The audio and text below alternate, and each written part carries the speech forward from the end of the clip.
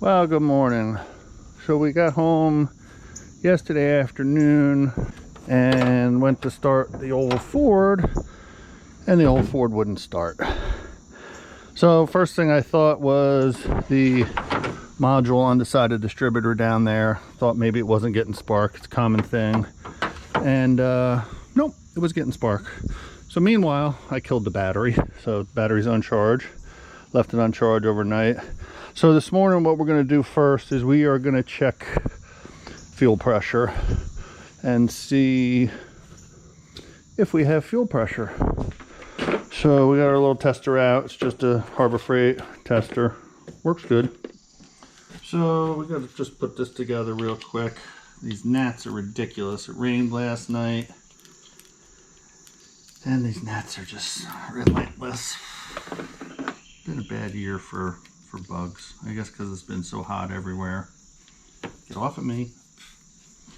All right, so this is our fuel gauge.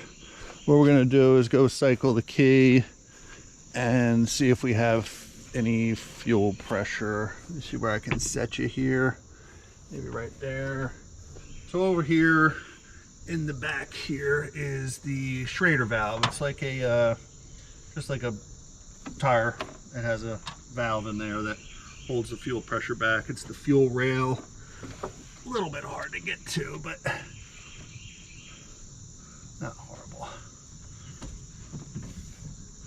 You know, they usually make them on the V8s. They're a lot easier to get to, but since this is a 306. Okay, so we'll put this fuel gauge on, and what we'll do is cycle the key and see if we have any fuel pressure, which I'm thinking maybe we don't. It's a possibility. A little tight getting this on. There we go, that should be good. There we go. All right, so let's watch the fuel gauge, see if the fuel gauge moves. We should be able to just cycle the key. Maybe I'll just bump it a couple times.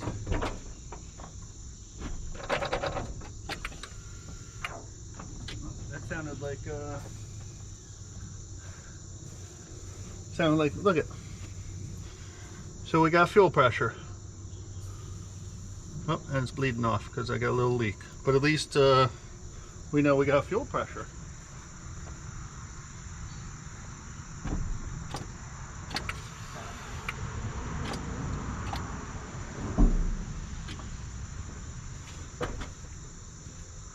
So fuel pressure's up. Let's see what happens. Let's give her a crank.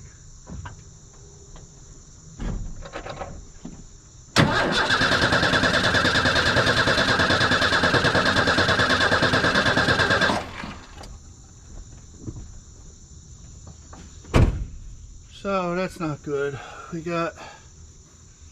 do have fuel pressure, but we got crank no start. So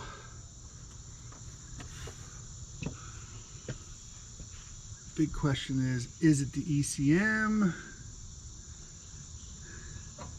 Which is also common on these, unfortunately.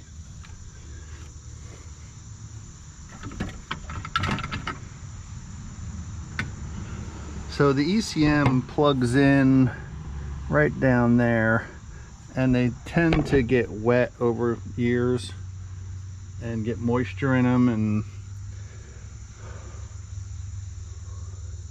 always something. I know this is turning into a work on your truck channel. It's supposed to be a travel channel, and we haven't been doing that much lately. But we do have other projects, unfortunately. Let's try this again.